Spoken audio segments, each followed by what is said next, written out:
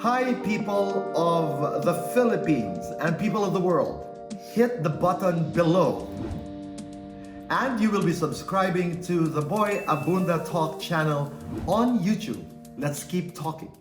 Infinite Monkeys and the Boy Abunda Talk channel, in partnership with Lani Abunda Amasa, Thor P. Santos, Michael Alan Sikat, Boy Abunda, and Boy So present. Legalization of marijuana, Same-sex marriage, yes, divorce, yes or no. Mahalaga ba ang pagsali sa debate? Isang kandidato sa Senate or Senado?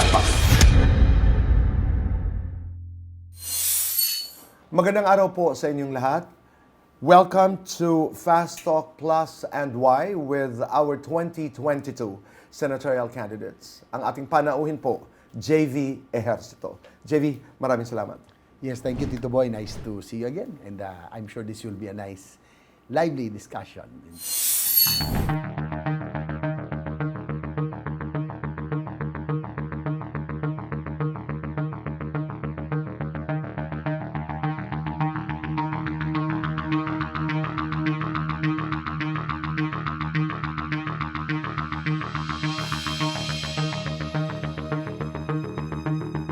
Kumusta ang buhay kampanya, JV? Well, probably, Tito Boy, I have to be honest, this is probably my most difficult and most challenging election that I have entered into. For one, tumakbo ko noong 2019. After 3 years, ito na naman, national elections. And, you know, it's like running for the president. No? It entails a big funding to mount a decent campaign. So talagang medyo naproblema ako nung umpisa, kaya nga wala akong advertisement umpisa, yung collaterals ko, very few. Second, I don't belong to any major presidential team na yung mga malalaki, no? I don't have a built-in crowd na nandyan na. So I move alone, independently most of the time, pero minsan dumadaan din ako sa mga nag-adapt sa akin, no? But most of the time, mag-isa ako, no? Mahirap, minsan malungkot, di ba, mag-isa. And third, of course, yung sabay kami ng brother ko. This will be a big factor kasi talagang may confusion dyan, may namimili. So, with these three factors, this is really my most difficult campaign, probably. But still happy, the boy, that given the circumstances, ay medyo gumaganda naman yung rating natin. That trajectory is going up.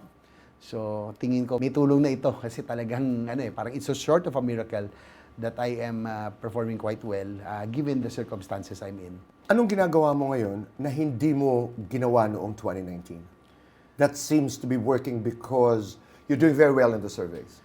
I think noong 2019, I was a re-electionist, no? And I just passed the Universal Healthcare Law, Tito Boy, and creation of Department of Human Settlement. So these are two landmark legislations that I was able to pass. But campaign period na noon, February, so I don't think it was really disseminated quite well or communicated that well. Hindi pa alam ng tao kung ano yon. Pangalawa, I was in the same stage with my brother that time, doon sa hugpong ng pagbabago. So, the whole campaign was centered on the sibling rivalry issue. So, I was not able to expound my platforms. I was not able to explain my accomplishments, lalong-lalo na po yung Universal Healthcare Law, na really landmark legislation because it seeks to give access to good quality healthcare for all Filipinos without financial burden. So, ngayon, yun ang advantage ko ngayon. I'm moving alone, independently, mahirap, mag-isa, wala akong built-in crowd, pero I think I'm able to elaborate more na ikikwento ko yung aking mga plataforma at yung accomplishment. So I think this is the one that is working for me this time. Klaro lamang. So anong ginagawa mo ngayon na nakakabawas doon sa confusion na sinabi mo between you and your brother? I don't touch anymore on the sibling rivalry issue. No, as much as possible, I always try to dwell on the platforms, my accomplishments, and yung mga dapat nating gawin, no? Yung current issues. So every time I visit a province, sa mga press con, medyo hindi ko na masyado sinasagot kasi sabi ko hindi naman nakakatulong yan . I think if you choose a candidate, kailangan tingnan may performance and yung track record. At saka masyado nung napag-usapan noong 2019. Yes.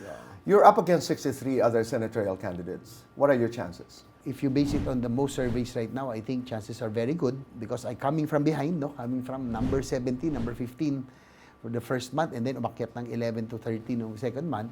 Now, I'm in the top 12 already, sometimes number 7 pa sa ibang survey. So, I think the trajectory is very good and chances are very good. Hopefully, if I can sustain, I think I have a big chance of making it this time around. JV, what sets you apart from the other candidates? When I went to the Senate, first time I entered the Senate halls, na-intimidate na ako dyan. Miriam Defensor Santiago, Franklin Drilon, Sergio Mena, Juan Ponce Enrile, brilliant, the most brilliant, diligent people that have walked the halls of the Senate. But they are the best, probably. I am not the best, but I always give it my best. And who would have thought that a Ejercito, a non-lawyer, non-PhD holder, non-master's degree holder, would be able to pass the universal healthcare law, the creation of the Department of Human Settlements and Urban Development. Probably, Tito Boy, these are two of the most important pieces of legislation that has been passed by Congress in history. Maraming salamat, JV. Ngayon na may umpisa na natin ang Fast Talk. Legalization of marijuana, payag ka ba? Oo, hindi, at bakit? If it would help in treating diseases of cancer, epilepsy, I'm for it, no? Kasi ang importante sa akin dito, boy, humaba yung buhay, di ba? And I have a sister-in-law who's epileptic, and now that she is taking cannabis oil, yung attacks niya almost zero na, no? So I think it's personal experience. So we just have to put the necessary safeguards to make sure that it is not abused, no? And ayun, ako I'm for it because if it will prolong the life and if it will make it more convenient and comfortable for the ones who are suffering. Same-sex marriage, yes or no? Why? No, because we are a Christian, predominantly Catholic country. We are not yet ready. No? But I do respect, no, the choices of couples. We can start with policies that would dwell on civil unions and then property relations. No? We can start with that. And then probably one step at a time. Then when we are ready, then probably we can talk about same-sex marriage. But probably dun muna tayo sa civil union, recognizing civil union and property relations. Nuclear energy, yes or no? Why? Yes, because if it will bring down the cost of electricity, then it will mean that we will be able to industrialize. There are several countries that have a very successful nuclear and renewable energy mix, no? Just like France and other European countries, United States, because the cost of nuclear energy is only 2 pesos per kilowatt hour, while the other energy mixes will cost about 6 pesos. No? Kung patungan mo pa ng distribution, transmission charge, lumalabas 14 pesos per kilowatt hour. If it will bring down the cost of electricity, then that will mean industrialization. We will be more attractive now to foreign investors. Dalawa kasing bagay mahina tayo sa infrastructure and high cost of electricity. Department of OFW, good, bad, bakit? Well, that's good because we have to really take care of our OFWs. We consider them as our modern day heroes, mga bagong bayani. Pero dapat talaga, meron talagang isang departamento na nag-aalaga sa kanila. It's giving recognition for their efforts, no? At siguro dito, boy, pinapakita rin ng gobyerno na seryoso tayo, no? Na talagang pangalagaan ang kapakanan ng ating OFWs. Divorce, yes, no, bakit? Yes, for relationships that are abusive, no? And psychologically and physically, because we do not want people to be miserable their whole life. Pero doon lang ako sa physically and psychologically abused relations, no? So because we want to have a good life, no? Of course, we want to save marriage as much as possible, pero doon lang siguro ako. I will agree only, but for the very reason na meron lang abuse. Federalism or unitary presidential form of government, why? I think unitary presidential because for every Filipino, the vote for the president is very sacred to them, no? Talagang sagrado yan. Lahat siguro madidiktahan sila, pero ang boto sa presidente hindi mo madidiktahan. And also, buo na tayo We are already one nation. Bakit natin gustong hiwa-hiwalayin? Ang Amerika, United Kingdom, they are different states, separate states na pinag-isa kaya may federal government. So, we are already one country. So, then we have to already proceed. And likewise, other regions might not be able to cope up, might not be able to survive in a federal system, no? But it has to be studied. If it will hasten development, why not? Allow POGO operations to continue in the country, yes or no? Why? No, probably because we have to weigh things already, Tito Boy. We have to look at the social cost now, no, against the benefits, no. If it will bring in taxes and make sure that they will be a beneficial, no, provide employment and pay the correct taxes and duties and to government, then I can probably, no. But if it will entail the social cost, no, abuse and among others, then probably I won't agree anymore. Election surveys condition people's minds, yes or no? Why? Probably yes, because sometimes people will go for the winners, no. So, but me, Tito Boy, I always take it with a grain of salt. If I'm not performing well in the surveys, I try to be better. Look at it's a scientific, so look at the areas where you need to improve. So it's not really a reflection of what the election will be, but it will be an indicator of the areas that you can improve on. So I still believe that we have to look at the surveys, no, and consider it to improve your strategy, especially in the last stretch. Are you in favor of charter change? Yes, no, why? Yes, Tito Boy, because our Constitution was written 1987. That was 40 years ago, more than 40 years ago. Marami na nangyari sa mundo ngayon, no? At that time it was written, wala pang globalization, no internet, no World Wide Web. The world has become so small now, no? It is masyado ng maliit ang mundo. At we have to adapt to the changing times. I'm in favor of amending the economic provisions so that we can compete, and we have to adapt to the situation so that the Philippines can be more attractive, no, to the foreign direct investors at this time. So I'm in favor, especially for the economic provisions. Anti-terrorism law needs to be amended. Agree or disagree? Why? Yes, Tito Boy, it has to be amended because as far as I can remember, it has safeguards already on abuse, but the Supreme Court already declared certain portions that are unconstitutional. So thus, we really have to amend on those portions. JV, bilang senador, susuportahan mo ba ang isang bill na nag-aamyenda sa batas na nagbabawal ng substitution by withdrawal ng mga kandidato sa eleksyon? Oo, hindi at bakit? Oo, kasi parang in a way, kung talagang seryoso kang maglingkod, dapat umpisa pa lang, sasabihin mo na, hindi yung parang ngayon nagiging strategy na, Tito Boy, maglalagay ng kandidato na hindi tapos in the last minute magsa-substitute, no? Para siyang game nag-chess, no? So sa akin parang in a way it is misleading, and dapat talaga kung talaga seryoso ka na maglingkod from the very start, doon na pag mag-file tapos na 'yon. Mahalaga ba ang pagsali sa debate ng isang kandidato sa eleksyon? Yes or no? Why? Yes, I think because dito makikilatis ang mga kandidato, yung kanyang plataforma, yung kanyang mga balak, yung kanyang track record, and siguro yung character na rin, no? You will see the character of the person during the debates, the behavior, the temperament. So it will be a good basis on how the electorate will be able to choose their preferred candidate. So akin importante 'yan. You'll be able to elaborate more on your plans and of course your track record. What is wrong with our educational system and why? Probably we have to invest more in our educational system, like teaching tools, educational infrastructure, especially in the rural areas, and we have to make the salaries of our teachers more competitive. No? I know that we cannot match the lure of greener pastures abroad.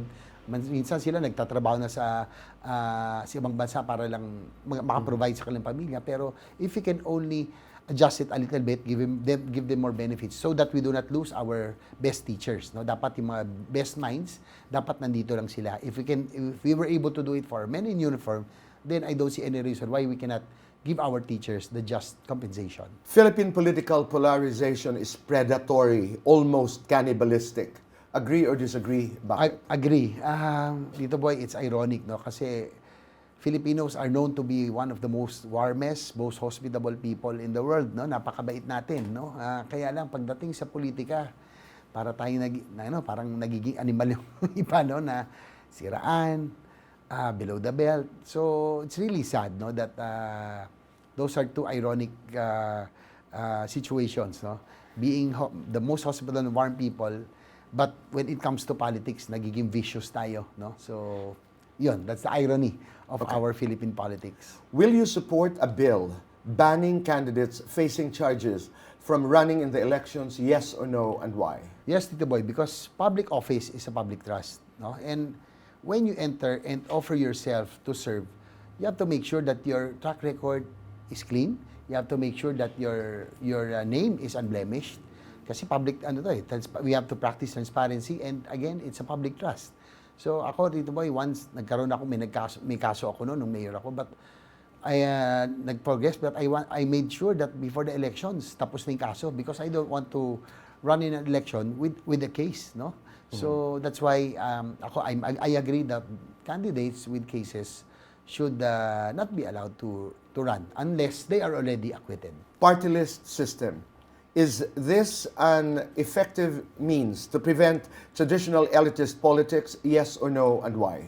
Yes and no, Tito Boy, because maganda po ang intention ng party list system, no, to give equal representation for the marginalized sector, no? At least sana yung talaga mga laborers, farmers, workers and others would be represented. But sad to say, I think, Tito Boy, I have to be honest that there are certain party lists that have, abused or hindi na talaga sila representative of the sectors, no, that they chose, no. So yan dapat tingnan to make sure that those who are elected in the party list are really belong to the marginalized sector, so that they can serve their particular constituency. Cheating happens during elections, yes or no, why? Yes, it does, because depends. Maraming klase ng cheating, no? Meron vote buying, no? And it happens, especially in the local level. Sad to say, Tito Boy, na I saw how it evolved, na dati ang pinag-uusapan natin performance and track record. Now, some politicians are preparing for the D-Day, no? So that is already cheating, because that's vote buying. Second, the COMELEC has to make sure also that they have to prove that the Smartmatic or the computer system will be reliable. No, dapat hindi na magkaroon ng alinlangan o duda doon sa Smart Magic. Dapat talagang it's with the COMELEC already to prove that the system that will be used will really be can be trusted. Senate investigations are a waste of public funds. Agree or disagree? Why? I disagree, because I was in the Senate for 6 years, Tito Boy. There are a lot of investigations that has happened in the Senate, and I would say that some of them are really legit, no? For example, yung pong cataract scam, PhilHealth, may mga scam yan, no? Upcasing, so that it will be in aid of legislation, we can do something about it. Yung rice smuggling, no? Nagkaroon din ng investigation. I was able, Tito Boy, to pass the anti-agricultural smuggling law as a result. So I think Senate investigation, as long as it's in aid of legislation, is really needed and not a waste of time. Wag lang yung in aid of election. Allow or disallow Philippine-China joint exploration in the West Philippine Sea. Why? Allow, but we have to make sure that our sovereignty, our territorial integrity is protected and respected by China. No? Atin po ang mga lupang yan, atin po ang mga islang yan, pating karagatan na yan. They have to respect that, at sa akin, kung talagang mag-joint venture tayo, dapat meron silang undertaking and commitment that they will respect, that it's our jurisdiction.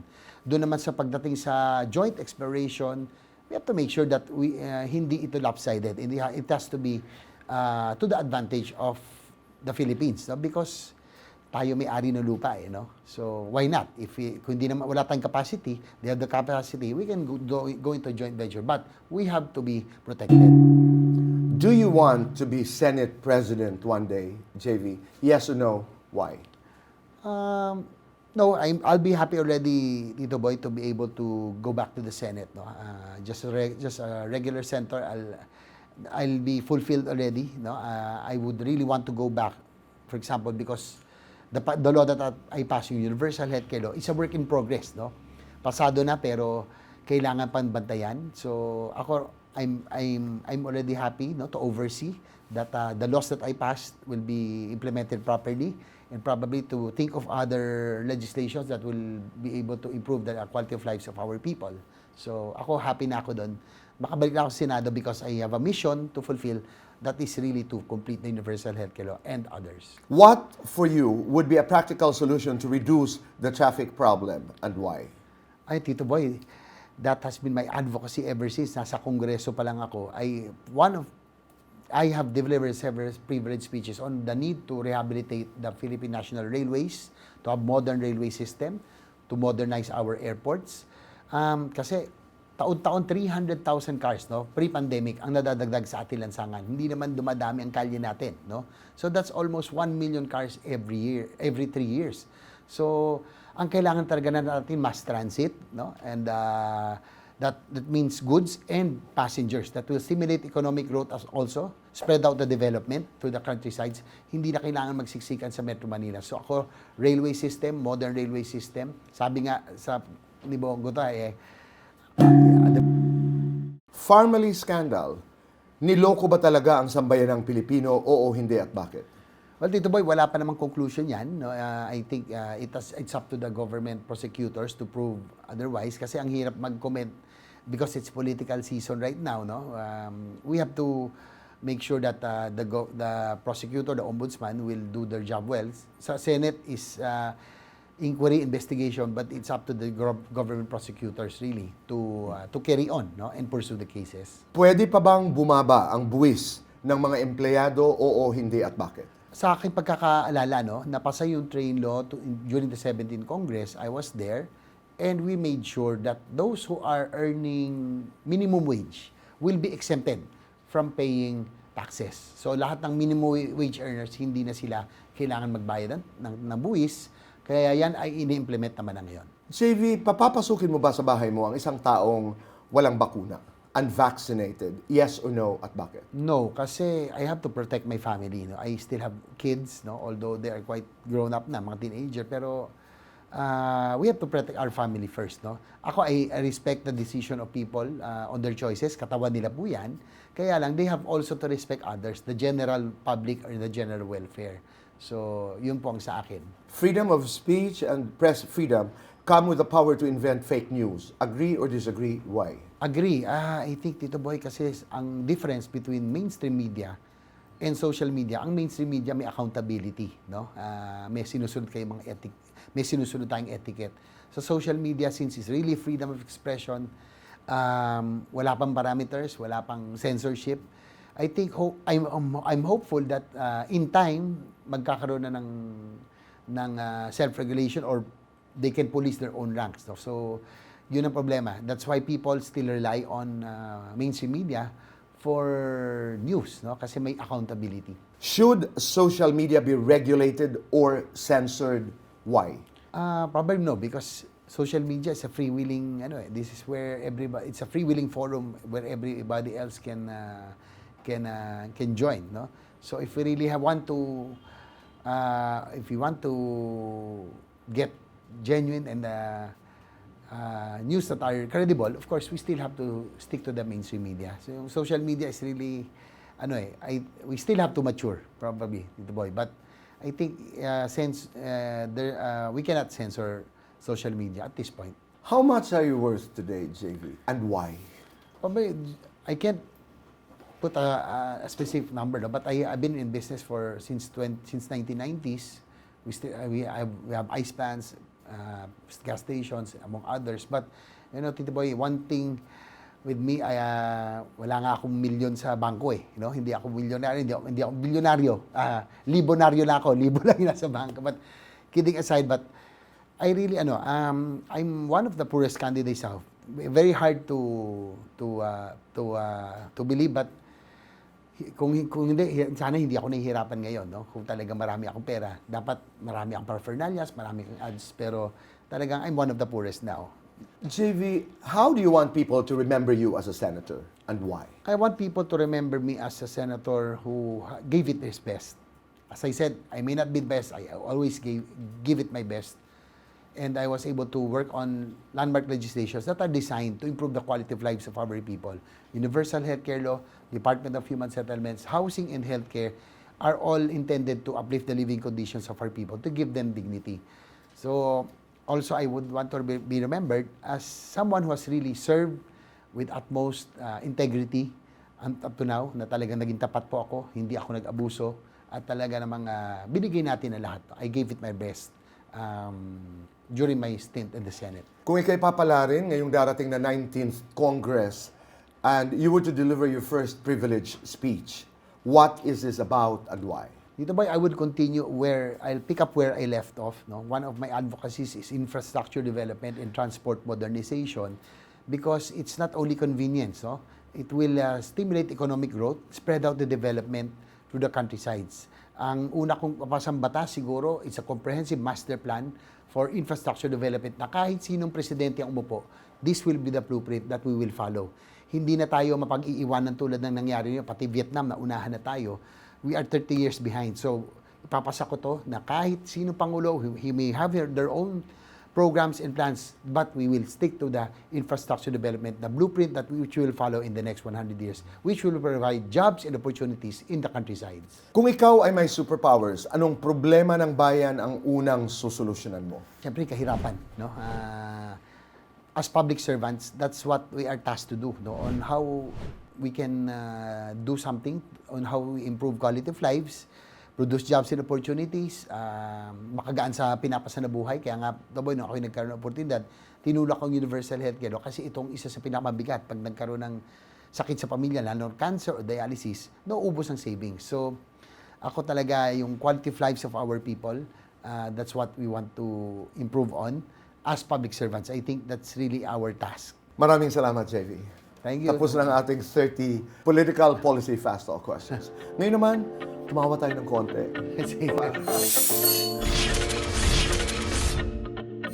Lights on or lights off and why? Lights off para exciting. Best time for sex and why?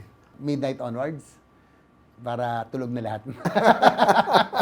There are 63 other candidates for the Senate.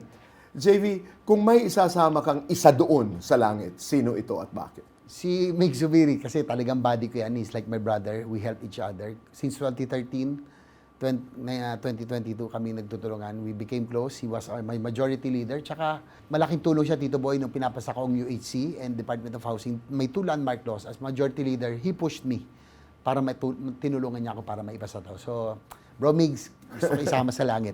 Kasi kapit gatas kami. Kung meron ka namang isasama sa impyerno, sino ito at bakit? Lako mo. Ayoko mapunta sa impyerno. Yes or no, JV? Does size matter and why? Yes, but I think it's how you perform. That's more important, I think. Sex or Wi-Fi at bakit? Wi-Fi. Parang hindi na tayo mabubuhay ngayon ng wala Wi-Fi. Sex or chocolates at bakit? Ayoko ng sweets kasi I try to refrain from sweets kasi sweet na rin ako kaya sex na lang. Sex or Senado at bakit? Sex or Senado? Senado na siguro kasi I'm maturing already. I'm 52, so I've had the best days of my life already as a bachelor. So doon naman tayo sa time na I want to look back while looking back at my life that I want to have fulfillment by serving the people because I was given the opportunity. Last question. You are at the pearly gates. The entrance of heaven and God is there. Tatanungin ka, JV, anak, ano ang pinakamagandang bagay na nagawa mo para sa akin? Anong sasabihin mo sa kanya at bakit? Sabi ko sa Panginoon, ako'y nagsilbi ng maayos, nagsilbi ng tapat. Nung ako'y nabigyan ng oportunidad, kapag pinagsisilbihan ko ang ating mga kababayan, pinagsisilbihan ko na rin po kayo. Maraming salamat. Mabuhay ka and God bless. Thank you, Tito Boy. Sponsored by Jonathan So and Carl Macadandang of Tok Tok and Siomai King, Mario Theros of Ultra Fit Coffee, and Boy So of La Carmela de Boracay. Hi, people of the Philippines and people of the world. Hit the button below. And you will be subscribing to the Boy Abunda Talk channel on YouTube. Let's keep talking.